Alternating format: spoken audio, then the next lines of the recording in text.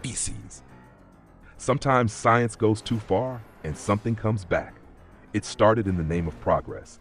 A government experiment, hush-hush and buried deep in the vaults of black ops, paired alien DNA with human genetics, an unholy match cooked up in the heart of a sterile lab.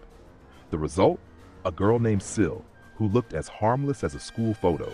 But the moment she hit puberty, the alarm bells began to ring. They tried to contain her. Glass walls, armed guards, a tranquilizer cocktail in her IV drip.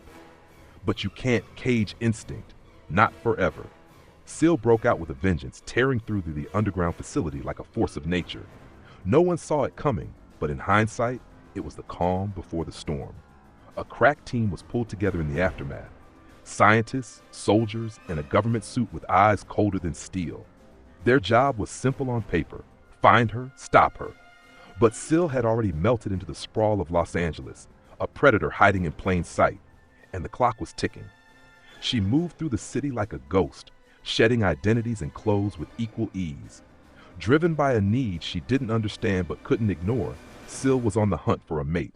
To her, it was biology. To everyone else, it was a ticking time bomb. If she reproduced, the human race might not live to see the sunrise.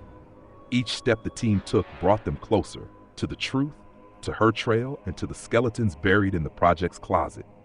The deeper they dug, the darker it got. Ethics were tossed out the window the moment they spliced alien chromosomes into a womb, and now they were reaping what they sowed. The closer they got, the messier things became. Dead bodies surfaced in hotels and back alleys, victims who thought they were on a date, only to end up as science's collateral damage. One by one, the team began to fray at the edges, trust eroding like sand underfoot. They weren't just chasing a creature anymore.